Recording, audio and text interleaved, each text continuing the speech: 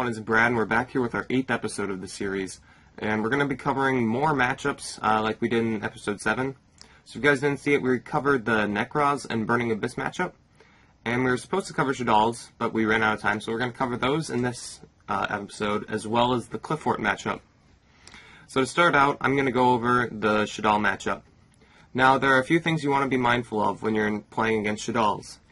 So Shaddolls can run out of fusions very quickly. They normally run just 6. I haven't ever seen one run their equipped spell fusion, but it's out there. Most of them just run their 3 regular Shaddoll fusion and 3 El Shaddoll fusion.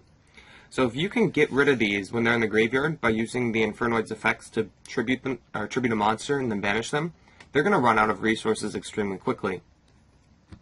But there's another thing you need to keep in mind when you're playing Infernoids. Infernoids can use the tribute a monster to banish a card from your opponent's graveyard in their turn.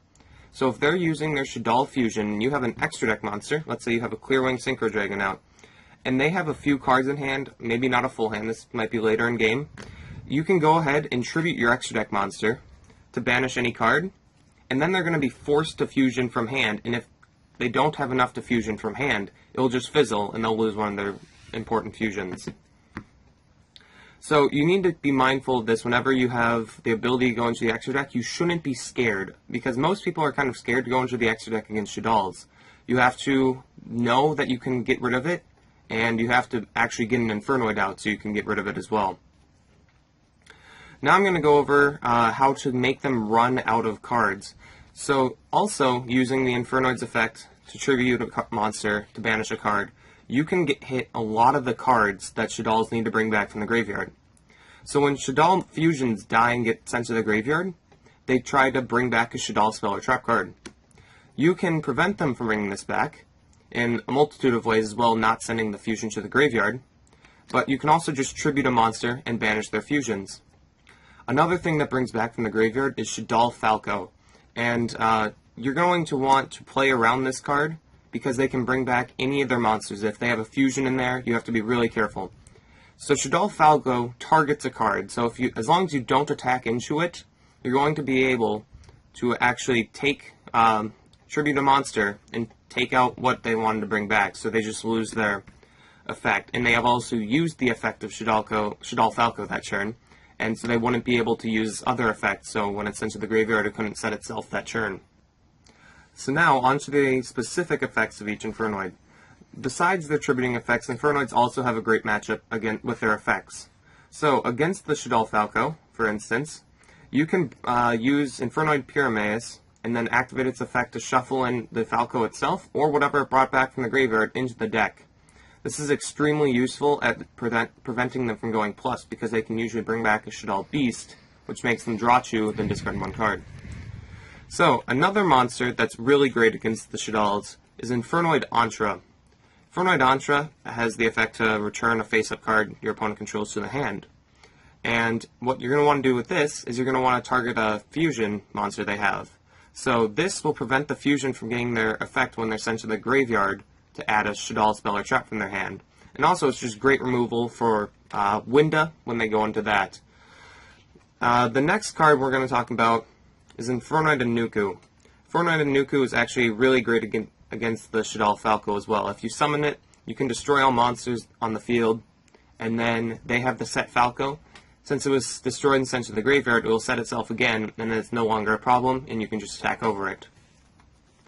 Another thing to mention with Infernoid Nuku is if you have Void Seer, and maybe another one, this can be either in hand or graveyard, he's pretty much invincible. They don't have a way of removing him. So they have Shaddoll Construct, which if they attack and they use this effect which they have to as mandatory, they use the effect in the damage step to destroy a special summon monster, you can go ahead and banish one of your Void Seers. So they don't have much removal to get rid of big monsters, so you have to know that you can just stall your opponent out until you draw a card that's a better out to their cards. Like if you need to draw an Entra to get rid of their construct so they can, you can make them run out of resources. You can also do this with Infernoid Devotee. Devotee is also bigger attack than any of their monsters. then you can also use his effect when he is attacked by Infernoid Construct, Shaddoll Construct, to prevent Construct from actually destroying anybody. So Construct activates in the start of the damage step to destroy a special summon monster, contribute a card, and then banish the Construct, also preventing them from getting their Shaddoll Fusion back or Shaddoll Spell and Trap cards. Also on top of this, Void Seer is another great card against this. If you don't have a monster to tribute, you can just banish this from your graveyard or activate it from your hand right as you attack the Construct. And then you'll run over the Construct because he couldn't be destroyed by that spell or by that effect. And then it's another great way just to remove cards. So, this brings us to another Infernoid monster, Infernoid Qliphort. And he's also a great card at removing the fusions and preventing them from getting their spell and traps cards back. So with Qliphort, you can actually attack into one of their other monsters they control, because they usually have a set Falco or something. You can attack into that, and then in the end of the battle phase activate its effect. And right here, if they don't chain their quick play fusion, and they let you go on to use this effect, you can just banish the fusion. And make sure you're mindful of this, that this does not target, so they would have to chain their Shaddoll Fusion, or El Shaddoll Fusion, right then, as you declare the effect, if they wanted to get their Shaddoll Fusion in the graveyard. But then you would still remove the one that they bring out. So, I think that's most of what we want to talk about Shaddolls. We have a few side cards we can go over. These are Fire Fiends, so you can side the obvious Shadow Imprisoning Mirror. I don't think we pulled it out, but you can side Royal Command, is what I believe it's called. That's not good. It's not a great card. Soul Drain, another pretty good card. You can use this against Shaddolls as well as Burning Abyss. That's why both of these are actually better than Royal Command, because they hit both decks. And neither of these really hurt you at all, especially Shadow Imprisoning Mirror. And then I'm going to go over a few cards in the extra deck. So, if you're running Lumina and Raiden, you're able to get out Michael. And Michael, even though he's an extra deck monster, is really good against Shaddolls, because you can pay the 1,000 to banish one of their fusions, or cause them to activate their El Shaddoll Fusion, and then you can know what they're going into right then and there, and they can't dodge anything you're trying to do. Another great card is Clearwing Synchro Dragon. Clearwing, he can stop the effects of Construct on their board, any of their fusions really, and he's just really, really great removal for that, and also you can get rid of them with the Infernoid effects by triggering them, so you don't have to be worried about their Shaddoll Fusion. So I think that pretty much covers everything we need for Shaddolls. And I'm going to move on into the Qliphort matchup. So most Qliphort decks run quite a bit of Floodgates as well as effect negation. So they have Fiendish Chains sometimes, they have Failures sometimes, and they usually have Skill Drain, Lose a Turn, or Recreate. So against these, you're going to need to use a lot of dodging, which we went over in episode 4. Dodging, if you weren't familiar with it, is tributing one of your monsters off the field with the Infernoid effects like this, level 7, and you'll be able to make your effects resolve. So if they have a lot of back row, and you can summon both of these, you can use the effect of Infernoid Deviate to destroy all spell and traps, and if they have Lose a Turn, it's going to try to change this to defense and negate it. You'll activate Infernoid Qliphorts effect, tributing for cost, so its effect will resolve no matter, or not resolve, sorry, its effect will get this off the field no matter what. And then, as it resolves, this will most likely be negated, and then this effect would be able to resolve in the graveyard and destroy all spell and trap cards they control. This is great for removing their pendulum scales, because they would also be considered spell and trap, and it also removes those pesky floodgates that you have to get rid of. So, another great card against these is Void Seer. Void Seer also just prevents you from getting stopped by their floodgates, and your effects will resolve all the time with this card. It's genuinely an amazing card against the matchup. So another great card is going to be Infernoid and Nuku. They can pretty much do whatever they want to try to play around this, but they don't have many outs to it. I don't think they would have a single out if they yeah, if you summon this after they already have their towers out, which most don't play, they won't have a single out to this card. So it pops towers, by the way. Yeah, they're both level 10, so it can pop towers. So Anuku is really great because you can actually stop their pendulum scales from activating, so you can stop the pendulum summons. And then also, this also negates the effects of spell and traps. So if you already have this on the field, and it's their turn, and they try going to search with Scout, you're going to be able to go ahead and tribute a monster and banish Scout, and then it wouldn't resolve because pendulum scales have to be face up on the field to activate and resolve their effects. And for the main deck, there's another card I want to go to. I forgot to pull it out. Infernoid Peltrula, another great card. It removes scales, and it can sometimes remove floodgates you need. So that pretty much covers the main deck. I would like to quickly mention, like against Necroz, the level 1 and 2 are actually really bad against Qliphort because all their back row are chainable floodgates usually, or fiendishes, so he's not actually ever going to resolve his effect to bounce something because they can just activate them all on summon. And Infernoid Antra, bouncing their floodgates doesn't actually happen that much. You can't ever bounce their monsters because most of them have been normal summoned, and he's only level 2. And there's a lot of things you just don't want to bounce, like a Scout would just be a terrible idea to bounce. So these two are cards that are definitely going to want to be sided out for your side deck hate for Qliphorts. And that brings us into our side deck, and we have a lot to side against this deck. So a very obvious side deck card is Fairy Wind. Fairy Wind, if you don't know what it does, it's a trap card, and then you activate it on your opponent's turn most likely. But you activate this, and it destroys all face-up spell and trap cards on the field except itself, and then inflicts 300 damage to both players times the amount of cards you destroyed.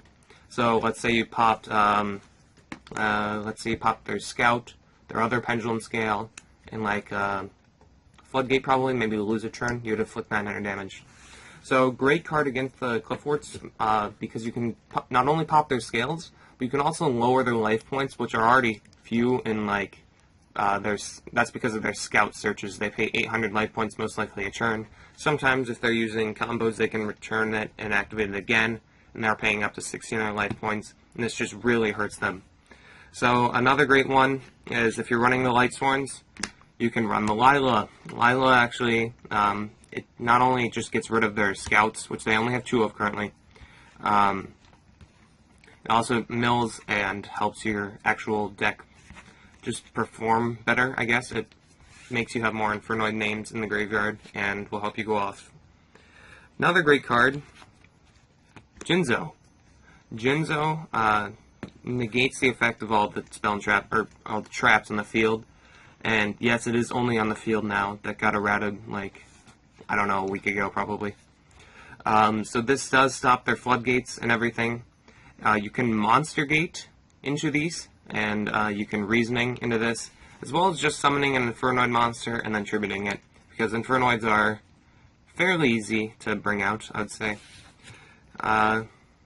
So this pretty much stops them from slowing you down, and once you have this out, you're going to be able to kill your opponent pretty fast. Another great card is Mistake. Mistake is just naturally good against a lot of decks. They search a lot, and it's going to slow them down until they have a way to get rid of this. And now I'm going to talk about kind of a new card. Well, new that it's relevant now is Magical Spring. So just recently, we got the card Wavering Eyes in the TCG. Wavering Eyes destroys all spell and trap, or all pendulum scales. Sorry, all pendulum scales on the field, and then it activates effects based on the number it destroyed. If it destroyed 1, it inflicts 500 damage to the opponent. And destroyed 2, the player can search for a pendulum monster. Destroyed 3, the player can banish 1 card on the field, non-targeting. If it destroyed 4, they can apply all these. Oh, yeah, I forgot to add that. They can apply all these up to the numbers. So if you destroy 2, you do 1 and 2. So if you do 4, you get to add another Wavering Eyes from your deck to your hand on top of this. Now, Wavering Eyes can only be activated once per turn, I believe, and it's a quick play spell. So if you weren't familiar with that card, now you kind of are. So Magical Spring. What it does is you draw cards equal to the number of face-up spell and trap cards your opponent controls, then discard cards equal to the face-up spell and trap cards you control. So Infernoids don't honestly care about discarding that much. You can as long as you're selecting which one you can discard, you can go ahead and discard either monsters that can summon themselves from the graveyard or ones that aren't too relevant right now. So this, against Qliphorts, they're going to have probably 2 scales when they're activating this, and you're going to draw at least that, and they might have floodgates, so you might draw another one. And not only that, but then it prevents the destruction of your opponent's spell and trap cards until the end of your next turn, I believe. I'm going to double check on that. But also their activations and effects cannot be negated. So, yeah, it's until the end of your opponent's next turn. So this is going to prevent the destruction of the pendulum scales from Wavering Eyes. And if they're using their Wavering Eyes to try to get a scout to their hand, because they just have 2 crappy scales. Or they're running the new Qliphort Turbo Tower thing that just came. Oh, It became a lot more popular because of the European Nationals. Yeah, Turbo Towers is just get to have 3 in your face-up in your extra deck, and then summon towers. And that'll actually slow them down because they can't get rid of their own cards. Yeah, and yeah, this is just a great card. You get a draw into the rest of your cards, and you also slow them down from searching for Scout, which is very much needed in their deck. So if it's chained to Wavering Eyes, and they have 2 scales and 1 floodgate and Wavering Eyes, you're going to draw 4 and then discard 1, which is insane. Yeah, it's at least a +2, and if you, depending on what you discard, let's say you discard one of the level 5 or higher Infernoids, it's technically a +3 because you just filled your grave up with 1 more, as well as you don't really care about discarding that card. So is that all that covers the side deck, I believe? That's a last mention would be Book of Eclipse, and with most decks that run a lot of back row, this is just another card that'll let your Infernoid effects to remove their cards resolve, which is particularly important when you're trying to remove floodgates and other nasty anti-Infernoid cards. Okay, so I'm going to go into the extra deck now. So, first card that's really, really great is Ancient Sacred Wyvern.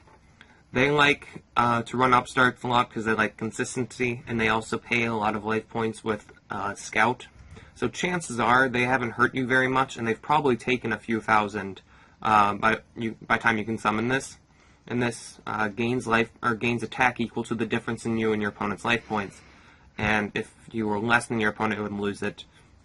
But that would rarely happen against Qliphorts. And the Towers Turbo deck also, they take 1600 turn 1 usually if they summon Towers. Furthermore, they usually upstart also. So this guy actually can usually attack over Towers if you're playing against Tower Turbo. Yeah. And just against regular Qliphorts, if they leave something attached with a sacrifice, which makes them just unable to be destroyed by battle, and they don't really have much back row because they're just planning on searching, you can make them take a ton of damage by summoning this and just attacking into it. It doesn't actually remove anything from the field, but it also just makes them have fewer searches with their Scout. So the next is kind of a 2-pair of a combo. You have Exciton and Black Rose. So now, Qliphorts are known for having a lot of field presence. They usually have their scales, they usually have a few monsters on the field, and they usually have quite a few back row. So now these, you're thinking, how would they resolve? And then we go back to episode 4 where we talked about dodging. And now, if you were able to get out one of these, as well as one of the level 7 or 8, and even 10 actually against Luzaturn, you're able to activate the effects of these, and then go ahead and chain the effect of Infernoid Seance Moss, tributing them, and their effect would resolve in the graveyard, destroying all cards on the field. And a little combo with this, if they're pretty low life points, and you just destroyed all their cards, you can banish Avoid Seer from your graveyard, leave your monster on the board, and then attack for game most likely, because they are very low life points usually. What I was saying with the Anuku is if they have Luzaturn out on the field, if you summon an Anuku, Luzaturn is a mandatory effect to change your monster to defense position, so we'll activate Chainlink 1. Chainlink 2, you can use the effect of Anuku to destroy all monsters on the field, and then you contribute itself. Chainlink 3, since it was still summoned and the chain hasn't been resolving yet, you can activate its on-summon effect to destroy all monsters on the field. it would resolve because in the graveyard, all monsters will be destroyed, then lose a turn would be banished. So it removes a ton of problem cards, and that's just a great way to start off any play if you have a lot of Infernoids, because you can remove a floodgate and also their board. Like, no matter what it is, even if they have 3 towers on the board. So, those are probably the best extra deck cards against it, and ways to use them. Another good one, Clearwing Synchro Dragon. It can help your effects resolve again. I don't know if I should go into too much depth about this, and I think I'll let you do that if you want. So we've been talking about tributing your monsters to resolve effects, and the one problem in Qliphort sometimes is there's the chance that they won't have any cards in their graveyard, which actually means you can't tribute anything to resolve your effects, because the Qliphort or the Infernoids need to target a card in your opponent's graveyard to banish to do that tribute play.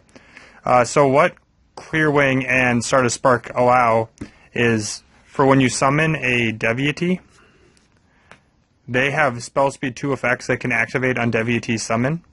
And because of this, when Deviety summon and activates his effect to pop all spawn traps. So mind you, you should only be even attempting this. This is a really weird play, and it's only relevant if they have no cards in their graveyard and you really need to clear their back row. So you're going to activate Deviety's effect. Their mandatory effects would activate first. Then you're going to chain one of these 2 effects. This one chain to negate Deviety, or this just chain to protect something. And then you're going to actually chain Deviety's other effect to negate whatever just activated, throwing Deviety off the field, banishing this or whatever to clear the back row. So again, unorthodox play, but if they have a lot of back row that needs to be gone and you have a loaded grave and you can go off after you clear the back row, it's sometimes the right play, especially when it's like they have a lose it. For instance, I actually had to do this at the Nationals because he had a face-up skill drain, recreate, and lose a turn, and a scout, and just an 1800 monster on the board. And after I cleared all 4 of those, I was able to just resummon a couple monsters, swing, and take control of the game. Do you have anything else for this video? I think that's all we have to talk about. The matchups are tough, some of them, especially when they're these Tier 1 decks that we're going through. But you can beat them if you know how to play against them and make them have more dead cards and not be able to get their advantage that makes their deck good. Like, if you can prevent them from getting their spells and traps back for Shaddolls, they run out of resources fairly quickly. Just like Necrozes run out of resources very quickly if you can get rid of their ritual spells in the grave. That's all I got. Alright, thank you guys for watching, and have a great day.